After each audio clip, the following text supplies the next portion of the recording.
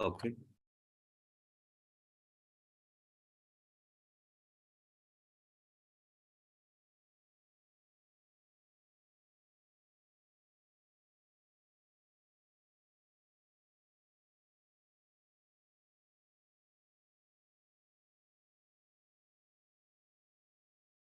Uh, just wait a sec.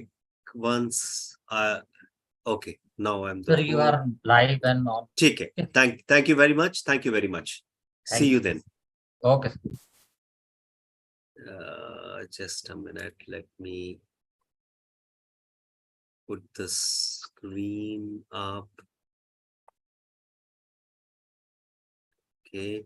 So today we are going to be talking about East African diaspora.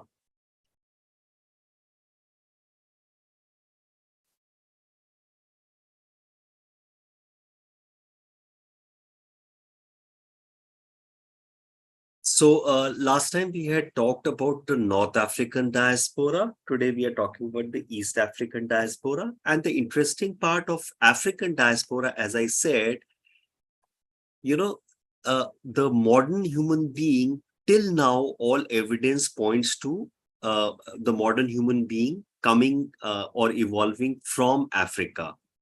In fact, it's still debated between 1 lakh years ago or 2 lakh years ago, anything between that.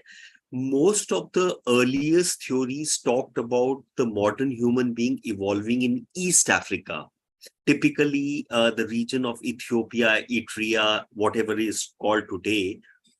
Uh, and subsequent theories are talking about the fact it was not just East Africa, which was the place for evolution of modern human being, but certain other parts of Africa too. And inevitably, when the modern human being came about, and inevitably, as their numbers grew, they started migrating.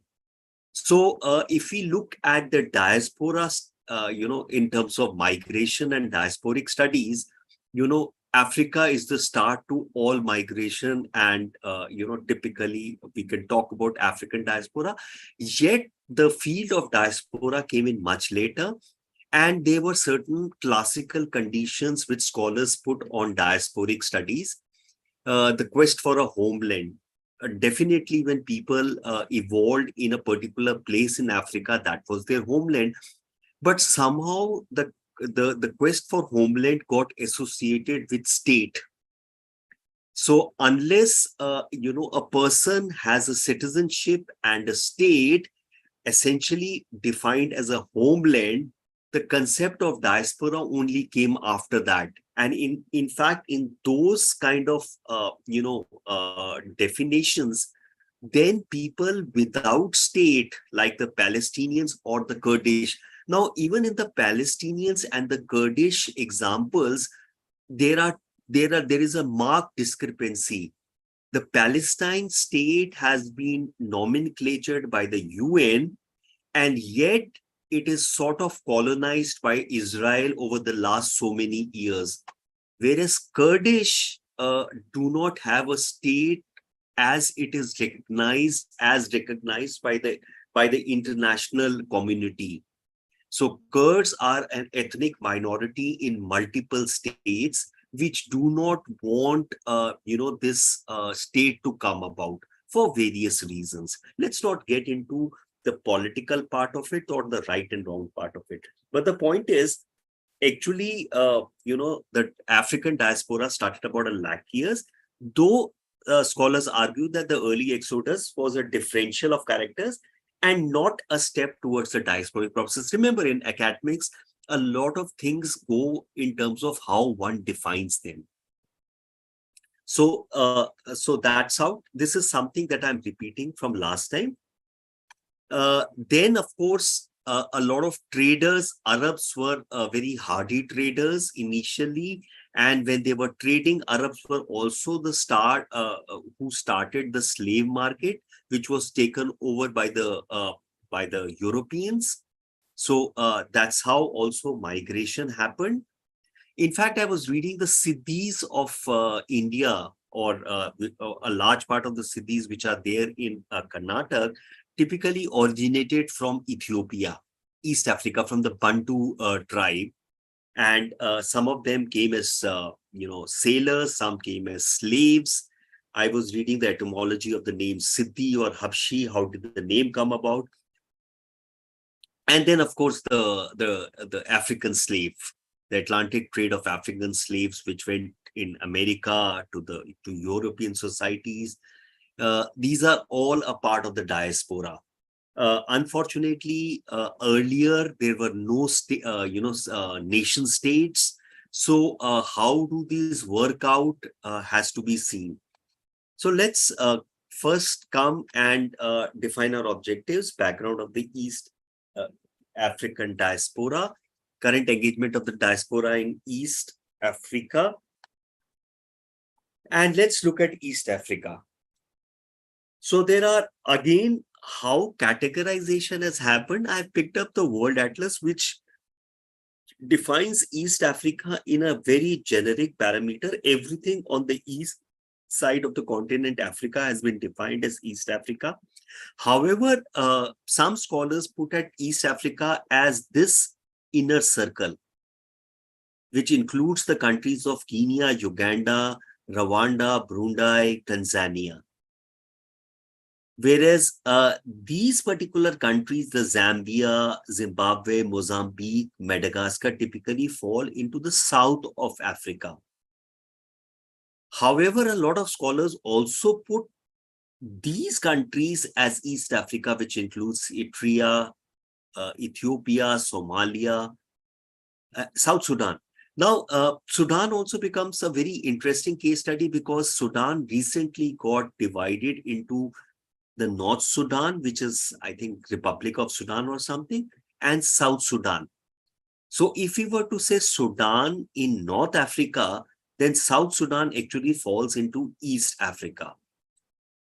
Though I would wonder what would be the state of people in the diasporic formations, whether they will call themselves Sudanese or they will call themselves from South Sudan or North Sudan. Is something which I don't know whether any research has happened, whoever has done research or whatever it is. So we are typically looking at these countries as East Africa, this circle.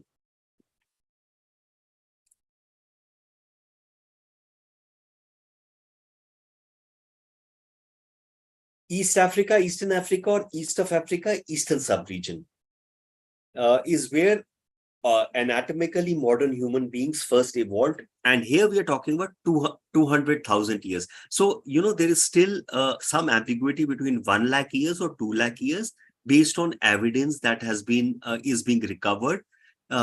Archaeologists are still finding, anthropologists are still working out how old is it.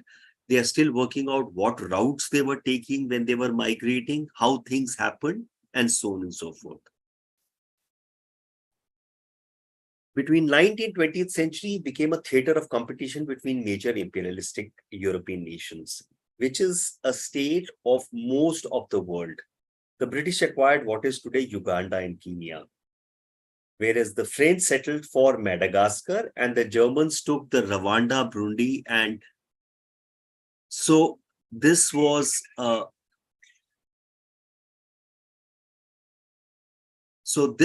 Britain.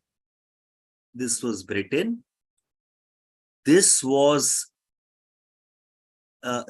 France, and this was Germany.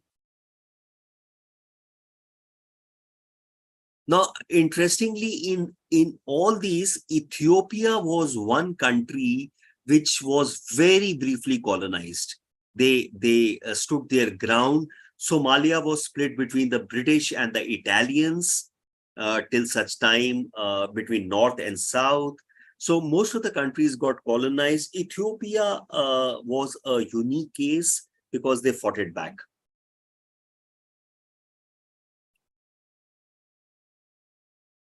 Tanzania named Tanganyika.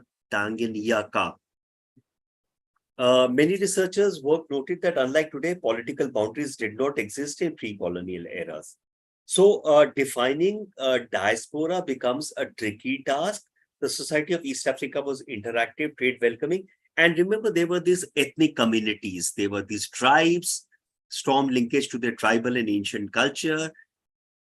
African countries again are viewed as a region of mass migration, because if modern human being evolved there, inevitably today all continents and countries which are populated by human beings have somewhere, if we were to do a genetic composition, would have an African component. And that becomes quite ironical when all these countries bring in policies to stop migration. Violent conflicts with Europeans who came as settlers, poverty, and today a lot of Africa, in fact, in between Africa was known as the Dark Continent, because it kind of closed in terms of news coming out, and there has been a lot of hunger, poverty, a lot of revolutions. Environment stress were among the factors which pushed people from the regions to emigrate.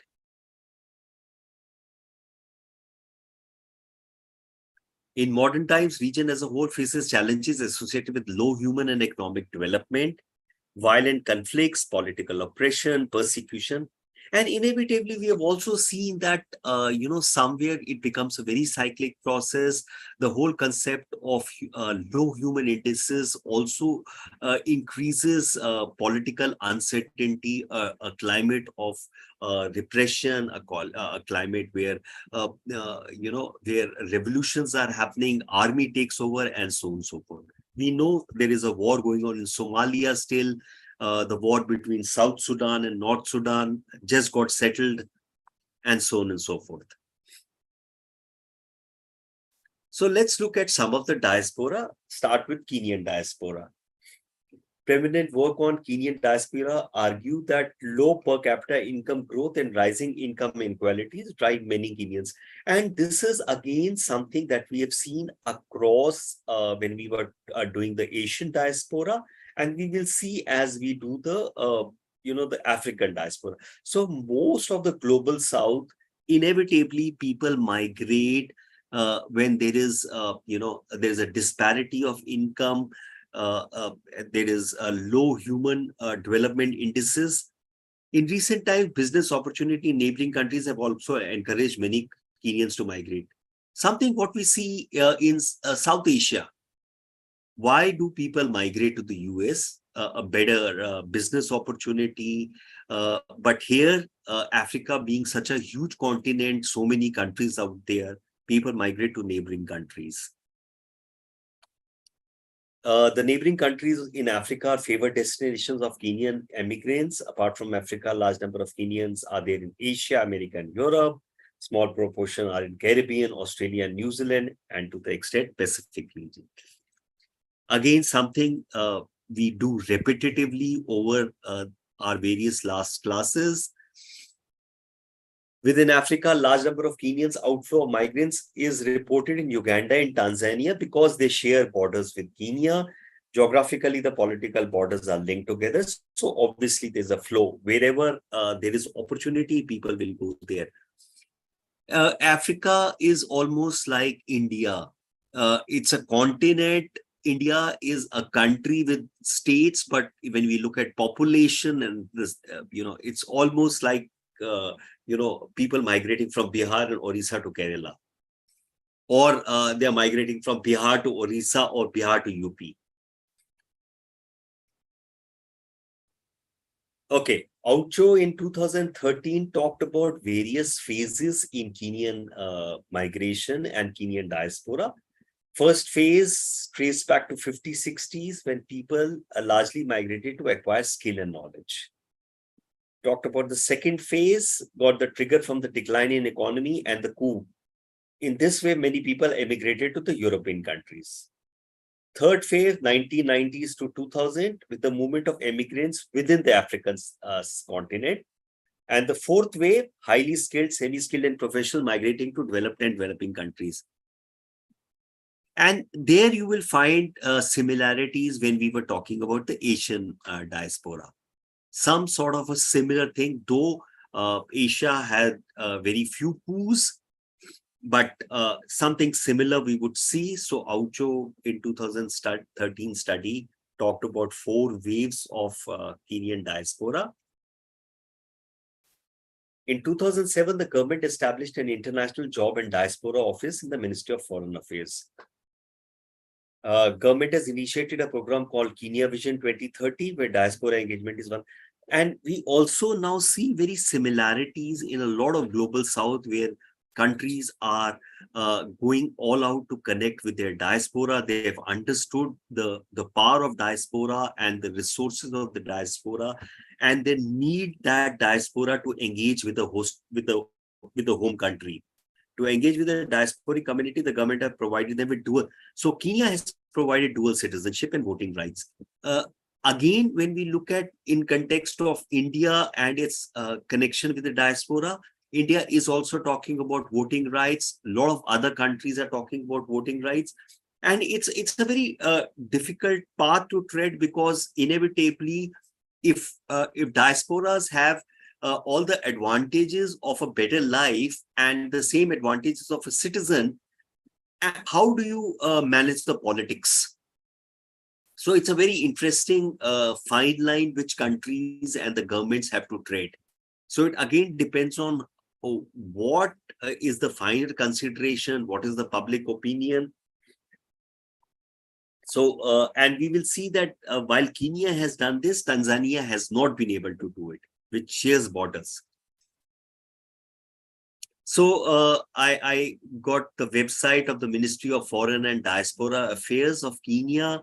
And if you see, they have, in downloads, in diaspora, there is something called downloads, where there is a distress help channels for Kenyans in the Kingdom of Saudi Arabia, which clearly says that there is some sort of a distress in terms of the Kenyan diaspora in Saudi Arabia. So, and we will see that there are, we saw that Egyptians had a problem, the Egyptian diaspora had a problem in Saudi Arabia. We are now seeing Kenyan diaspora. So I found this. And then there was something about US diaspora service questionnaire, mobile service register here.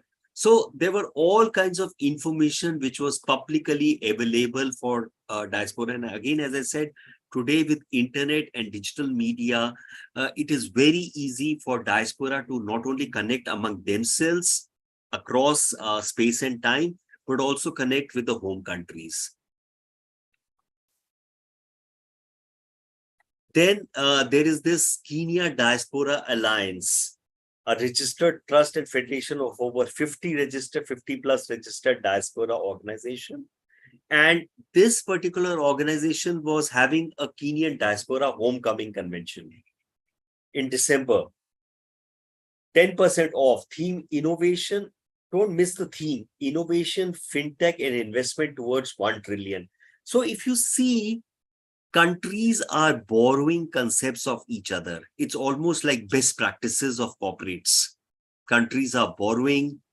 Also notice that the picture in frame is a Kenyan young girl, women professional. So there is a gender aspect to it. She's holding a tablet. So how the symbolization happens also tells a large part of the story.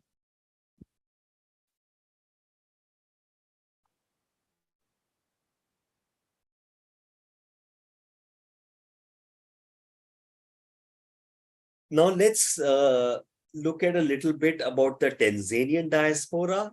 Countries out migration can be traced to the 18th and 19th century. From slavery to colonization, people were forced to immigrate. Also, one thing that needs to be understood is that inevitably colonization led to the creation of this link between the colonizer and the colonized. And inevitably in diaspora and migration studies, we'll always see that once this link is established, a lot of people emigrate to the colonizer. And in case the country is not colonized, then the migrations are much more difficult to predict.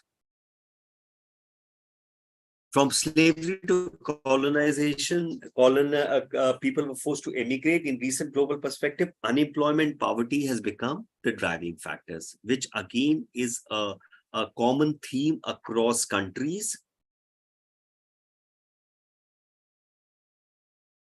So they have this Tanzania Diaspora Hub, which is a registered non-profit organization in the state of North Carolina. So inevitably, North Carolina is a red state in the sense it is down south. It's quite possible a whole lot of these people were bought as a part of the slave trade. Remember, Madagascar was a major slave hub. Besides Morocco, on the west side, Madagascar was a major slave hub. So, and look at it contributing to Tanzania's, whose aims are to contribute to Tanzania's sustainable economic development by harnessing the potential of Tanzania diaspora for development to increase the community's awareness of their impact on the local environment. So again, as I said, with internet and new media, today a new form of connections or new forms of connections are coming about, which are connecting diaspora to the home countries. Then I got across this IOM in terms of establishment. There was money given for establishment of a Tanzanian diasporic policy. $65,000 was given by IOM to Tanzanian government. Project aims to support the government of Tanzania in enhancing its relation with diaspora to tie its financial, social, and human capital. So this kind of a collaboration is happening. Money is being given to set up a diaspora formation and a policy. What the diaspora wants to be able to enter the country, own land, access financial services, all of which have been considered in the process of special. And this is a May 31, 2023 item, which supposedly is going to happen by the end of 2023. Something what Indian diaspora is able to do, open financial accounts, own land. So, all these countries, as I said, these are almost like best practices which are adopted by various countries now. Then I came across the website of Ministry of Foreign Affairs. Sorry. And this is the main site, Ministry of Foreign Affairs and East African Cooperation of the United Republic of Tanzania.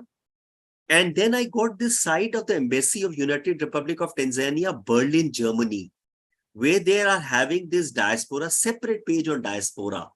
So it's the home country is having a similar kind of communication outreach as the host country. So there's a separate website where this diaspora conference is happening. They have a picture out there. And then, of course, the Tanzania special fix for dual citizens dilemma.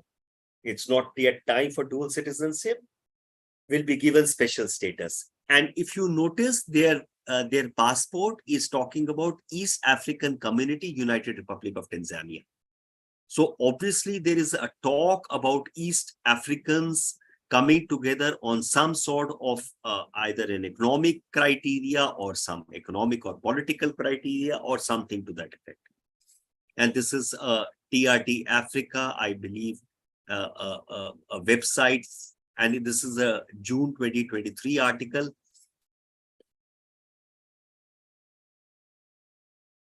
The third diaspora in the Eastern African we are talking about is the Ethiopian diaspora.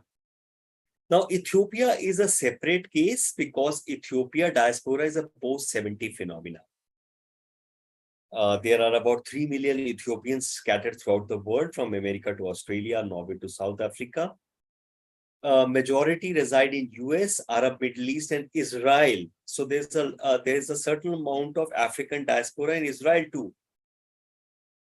Currently, a little more than 250,000 Ethiopians live in US. Now, the thing about Ethiopia is Ethiopia was never colonized.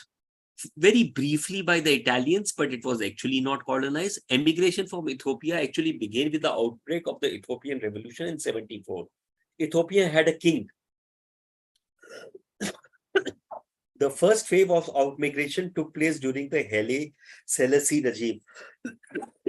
Sorry. Haile Selassie was their king when he was, overthrown by the leftist operation known as the Red Terror. And then in the 80s, there was a refugee crisis. In the 80s, there were food shortages and hunger crisis from 83 to 85, led to an estimated 1 million famine deaths, according to the United Nations. So Africa has been constantly under this shadow of revolutions, food shortages, hunger crisis, and so on and so forth, which is leading to, and if we notice when we were doing the North African diaspora, how people emigrate from South, come to North, and then illegally get pushed into Europe, North Europe or South Europe.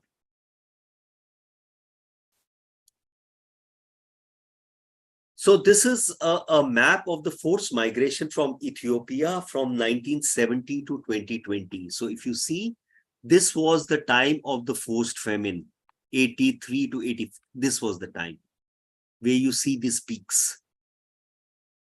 So around this time, the famine happened. Subsequently, it has declined and it has remained. And again, 2020, it seems to have increased a little bit more.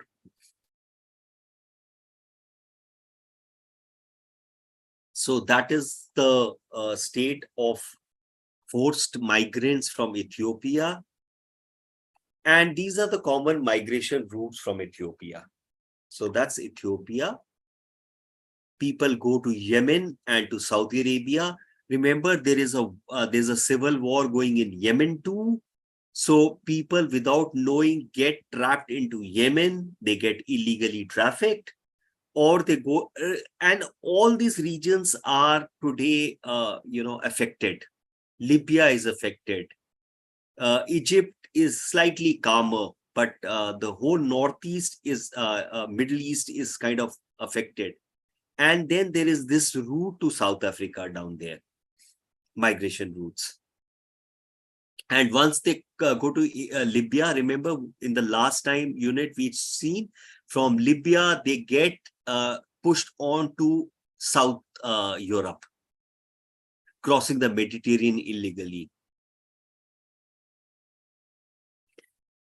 Not only are people going out of Ethiopia from other East African countries, migrants are coming into Ethiopia. And if you see, look at 1990 as a peak and 2015 onwards. Remember the war in Sudan and various other, conflicts around are pushing people into Ethiopia.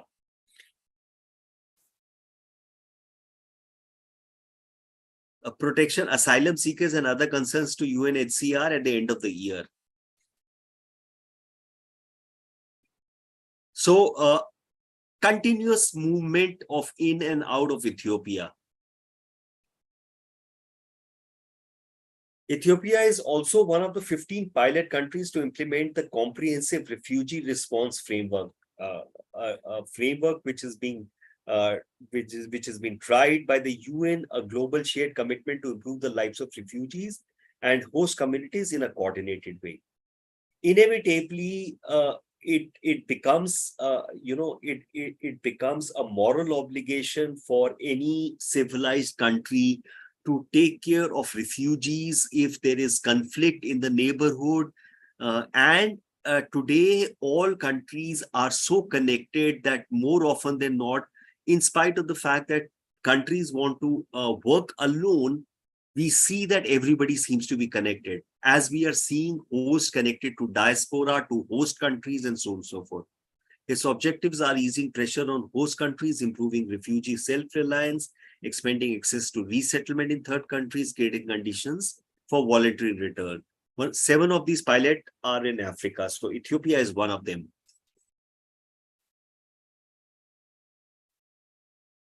Researchers have observed that colonial ties plays an important role in shaping patterns of migration. What I told you earlier, out of Africa with vast majority, and this is the same with Asia also. We've seen uh, uh, when uh, when Britain was occupying India and a lot of South Asia, we see naturally a lot of Indians having traveled to London for studying, to Britain for studying, and so on and so forth. And with the mass majority of immigrants tending to settle in countries with colonial or linguistic ties, having never been colonized, Ethiopia does not share these ties with either African or European countries. And so migration patterns do not follow a well defined route. So, inevitably, people will follow other people who are already in a particular place. People just don't randomly select a country to go to. They would see if there is somebody from that place, somebody who speaks the language, somebody known. It is much easier to then go to that place and start a life.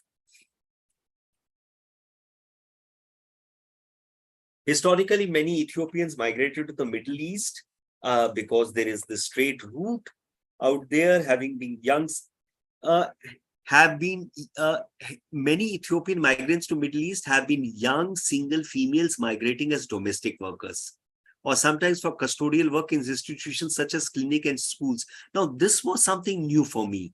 Women account for about 94% of all legally migrant from Ethiopia in the region. Now, we had all talked about, largely we knew and we had talked about Filipino women workers, but Ethiopian single females working as domestic workers in the Middle East was something new. The men who make this journey through regular channels have often been employed in construction and farm work, or perhaps as drivers or mechanics. In fact, I was seeing this recent song which has been made by one of the Indian female musicians, has been made on Siddhis, called Ye Yere Yere, Yere Yere or something. Yeah. So it's on YouTube. The Siddhi community, and you can see the African features.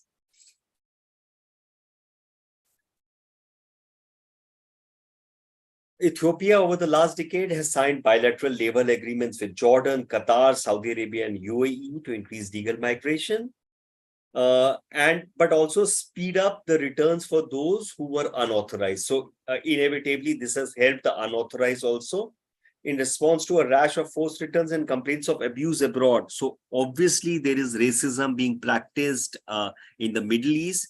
The government in 2013 banned Ethiopians from traveling to the Middle East. Restriction remained in place for 5 years. Point ban was lifted. We also saw that with Egyptians. Egyptians were, there was this abuse in the Middle East. So inevitably, irrespective of the fact that you might have, a common single identity, and yet you are different in terms of other identities and a single identity. So a lot of times when we get stuck on to saying that, but they are of this identity and yet they are fighting, there is a very complex mix of identities which are at play always. Recent migration to Ethiopia has increased over recent years, often involuntary, as large number of migrants have traveled irregularly and have come back. Ethiopia is also one of the top financial remitter destinations in sub-Saharan Africa. So Ethiopia also, besides East Africa, is also a part of the sub-Saharan Africa, and they account for about 5% of the GDP. Source of foreign currency and livelihood for many families, as we have seen in South Asian countries and other Asian countries. Were regarded as development partners in 2011-15 Growth and Transformation Plan, government's formation in 2002 of Ethiopian Expatriate Affairs General Directorate, replaced by Diaspora Engagement Affairs. 2018, the ministry also established an Ethiopian Diaspora Agency, a separate agency for diasporas. And again, we will see this pattern common in all countries whose diaspora that we study. Government has incentivized investment at diaspora through tax and custom measures. Decide to open foreign currency bank accounts. Ethiopian banks at one point when provided them with free plots, provided Ethiopian origin ID cards called the yellow card, something like the OCI cards.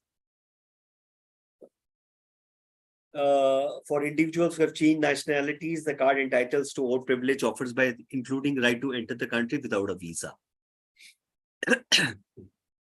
So all countries have figured out that diaspora provide a very important, they do an important role besides remittances. They are a soft power. They are able to lobby in host countries for the country's interest. They have skills which they can share.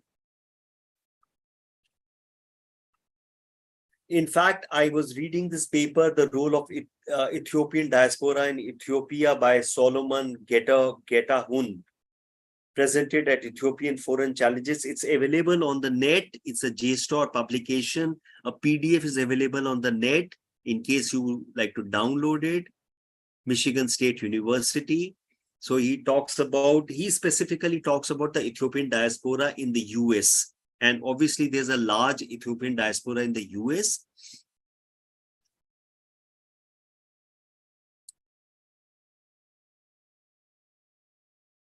Okay. Let's sum up. A region of East Africa is not uniform. So is their diaspora. The region is politically divided and each country has its own policies and laws, rising conflict, poverty, political crisis, policy and international working for the population to outmigrate in the form of refugees. And inevitably, the refugee problem is going to exacerbate, especially now with climate change happening. And again, as I said, in spite of the fact that the whole world is connected, people and countries and states understand that connection and understand the fact that they need each other to help the humanity out of the common threats faced. Countries still tend to work as lone wolves. And when they will learn is there, it's a call, but the fact is we are all connected. There are some references. Kianji Kinuthia on Kenya's diaspora in the south.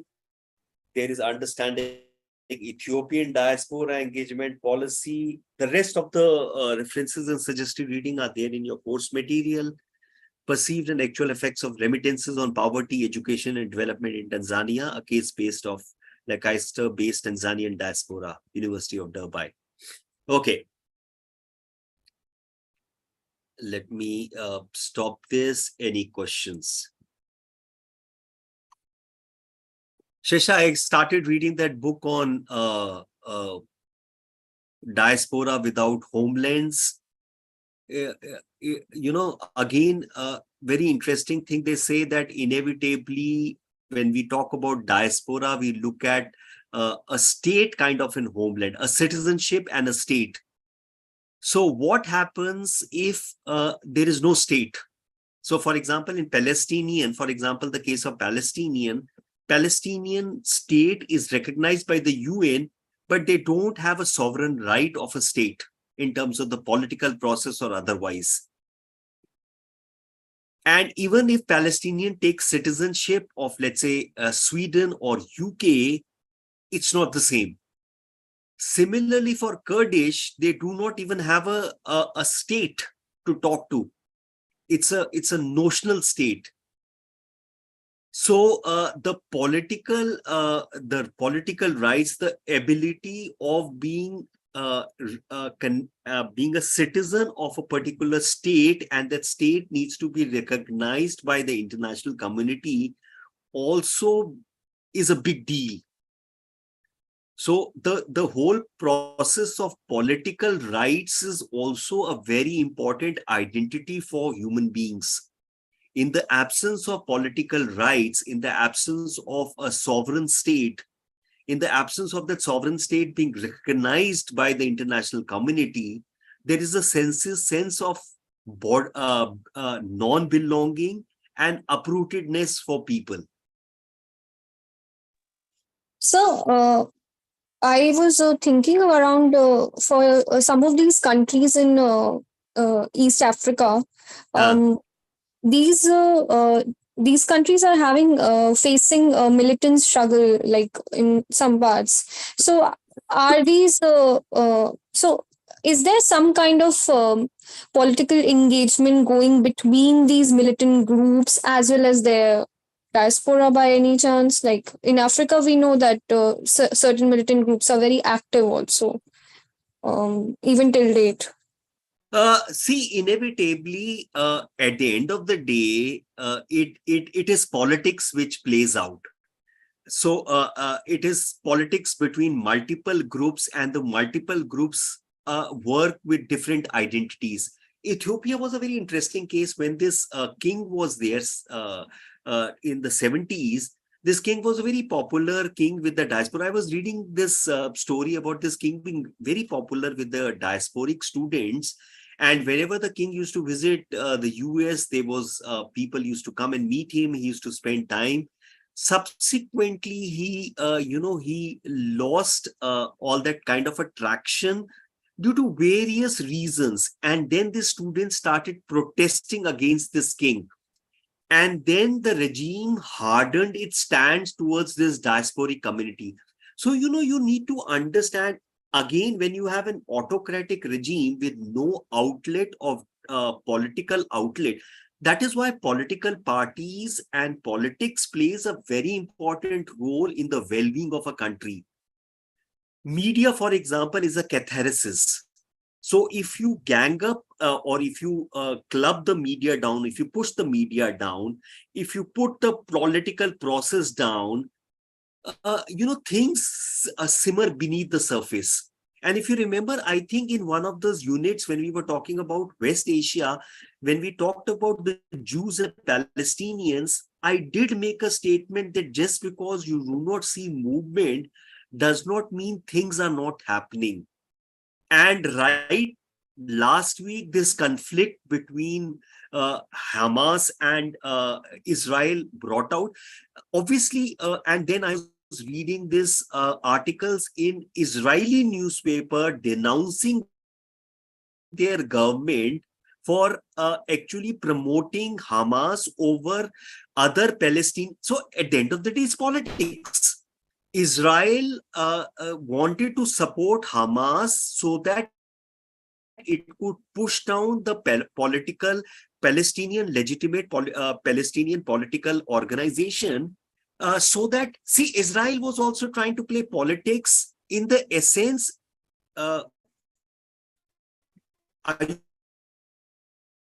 you able to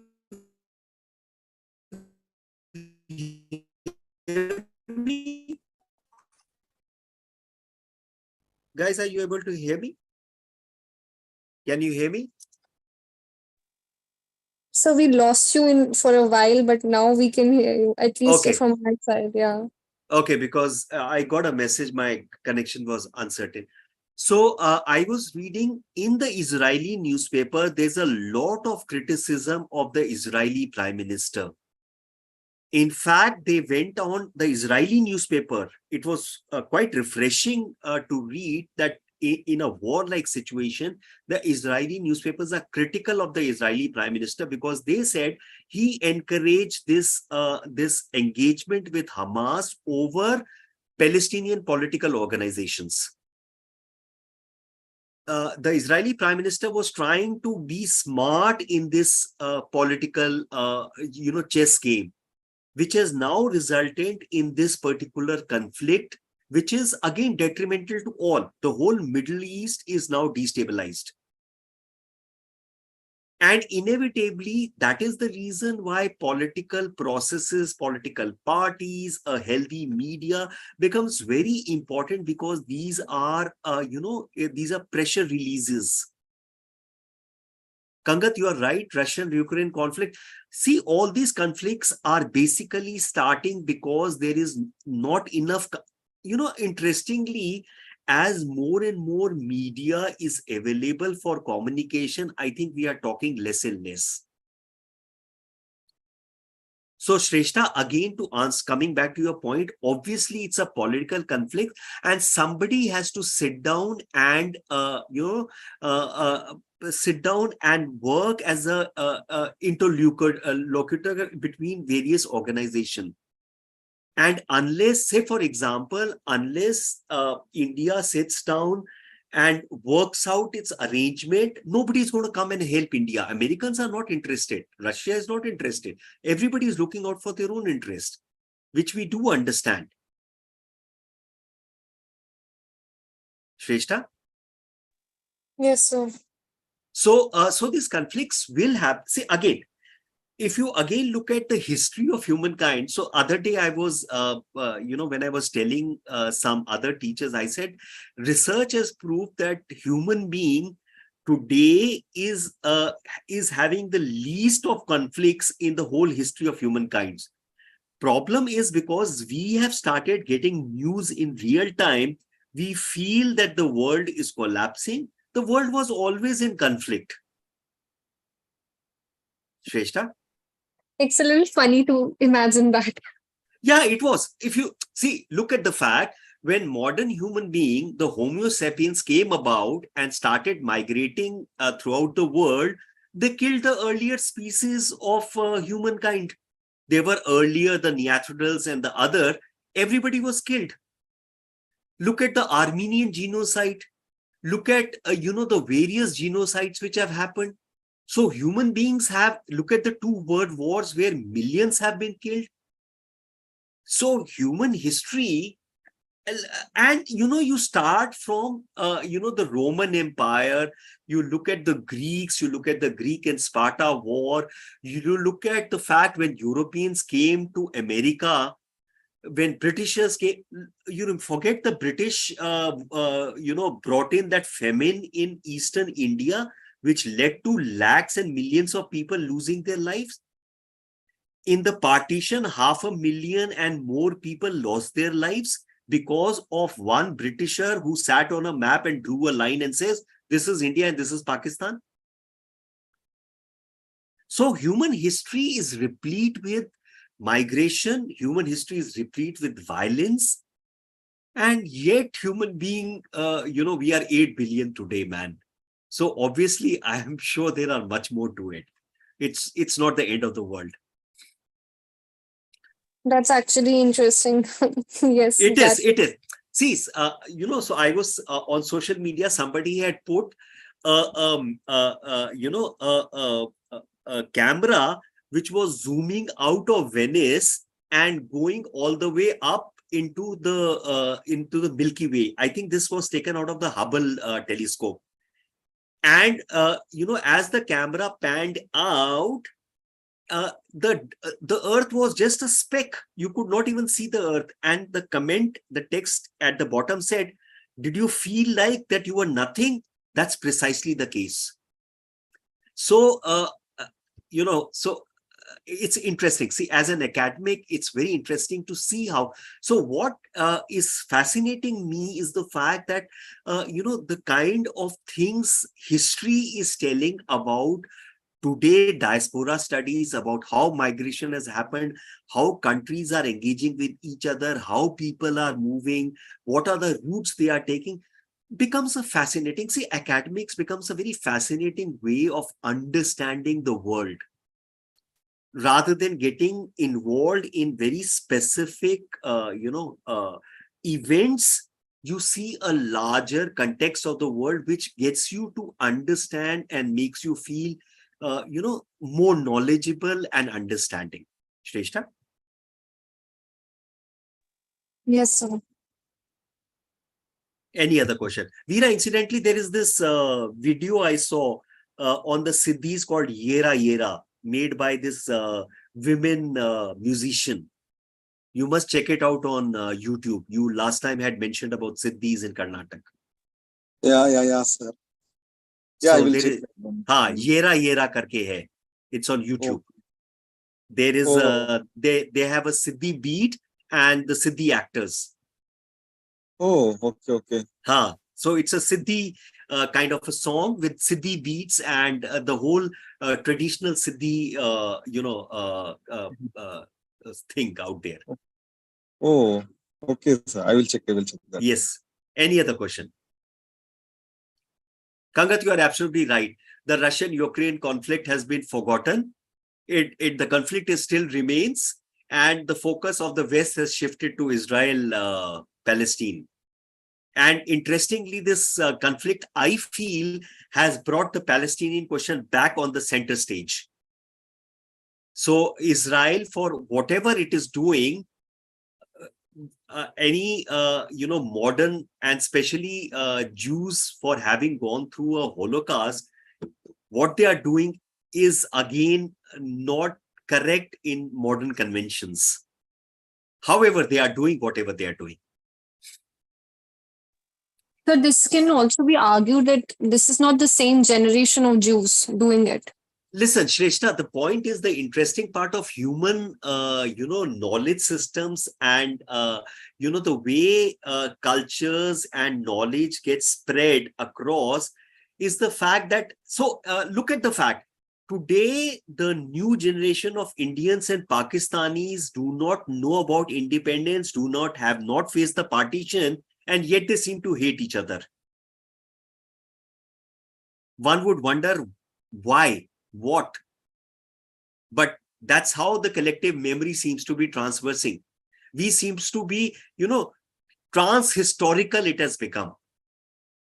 We do not know the history, and yet we carry on the scars of history.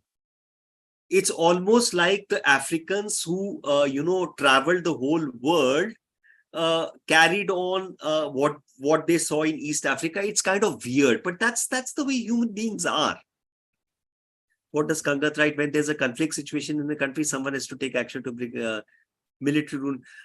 Again, Kangat, it's not, I wouldn't say it is as simple, because a lot of times, a lot of conflicts are brought about by external mediation, external interest. See, inevitably, Europe and America seem to have an interest in a lot of countries, and we know that they have brought about regime changes a lot of places to the detriment of that country. So can you name some of those influences? Was it these militant groups which were being supported in Africa? So, for example, look at the fact that US tried to do a regime change in Cuba. Again, let's not look at it from the point of whether it's right or wrong, whether it is good or bad. The point is US looks at the country's interest. And remember, when we say US, US is not a monolith entry. Whenever a lot of people say, why is India doing this? Remember, the country is not a monolith entries. There are multiple motivations and multiple people's interests which form a government. So, for example, some person in, let's say, their external ministry or State Department or their intelligence agencies feel that something is a threat to that country. Why did US intervene in Afghanistan? So the first time during the 80s, when Russia came in and took over Afghanistan, it was said that it was an entrapment done by the Americas to get and that time it was not Russia, it was USSR, to get USSR involved in and Afghanistan is a trap, because Afghanistan has got multiple, ethnic groups and multiple identities. And that is why, remember, we talked about the Afghanistan diaspora not being a diaspora, but a quasi-diaspora, because they have multiple identities they work with. So it's a trap. So inevitably, these are interests. So let's say, assuming an African country has a particular mineral which they want to mine, and the particular regime is not very conducive or not very favorable to that particular country, why would that country want that regime to change? And inevitably, remember, there are multiple motivations which work out.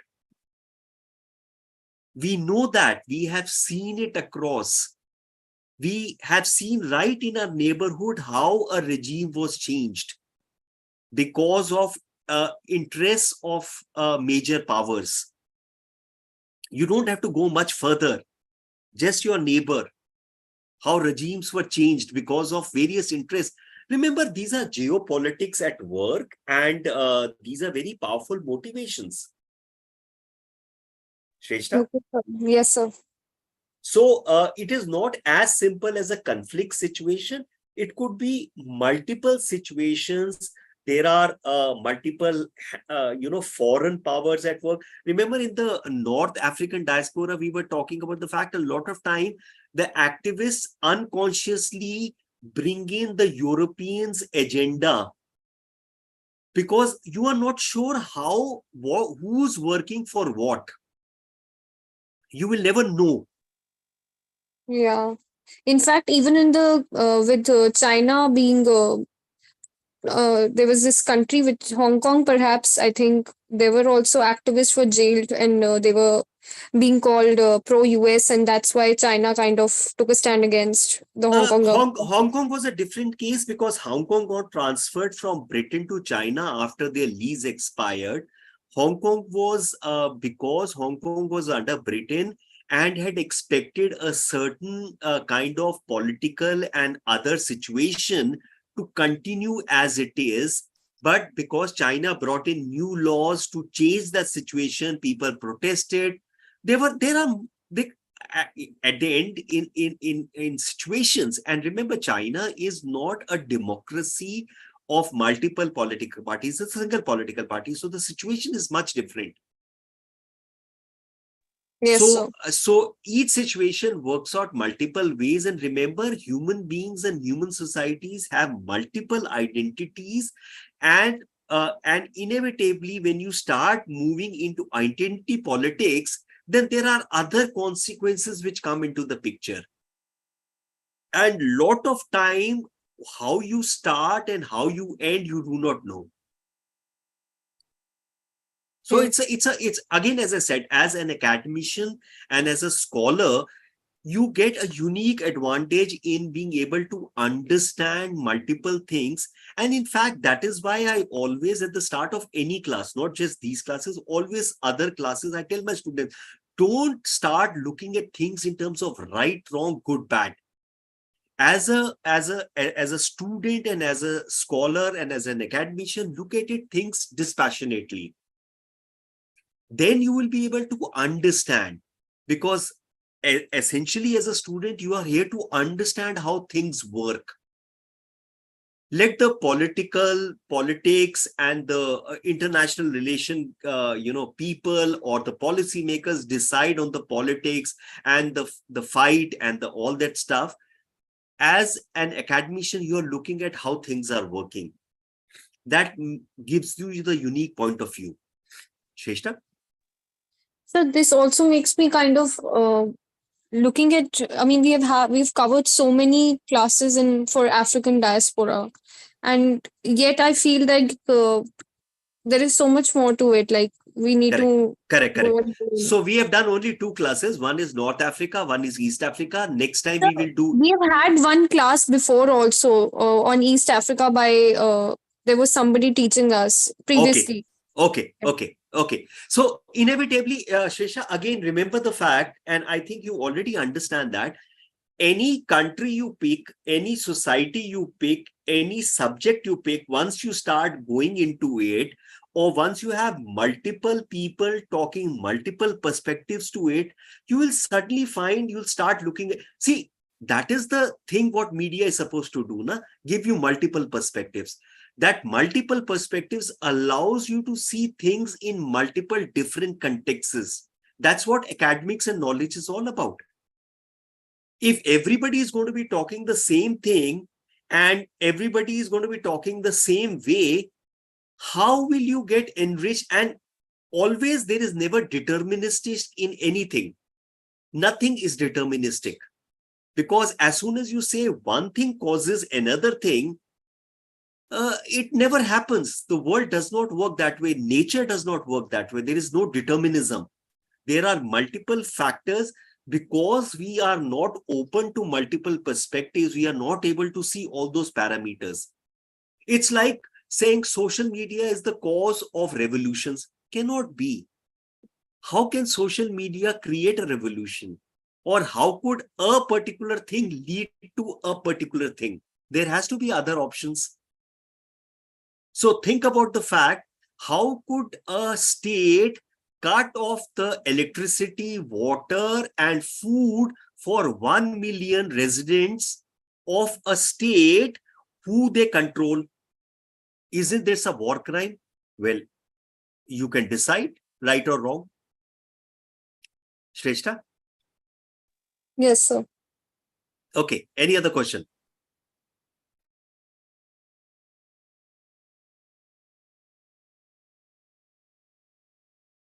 Okay, in that case, do see this Yera video on YouTube. It's about the Siddhis, and have a great weekend. And I'll see you next Saturday with the West African diaspora. Bye bye then.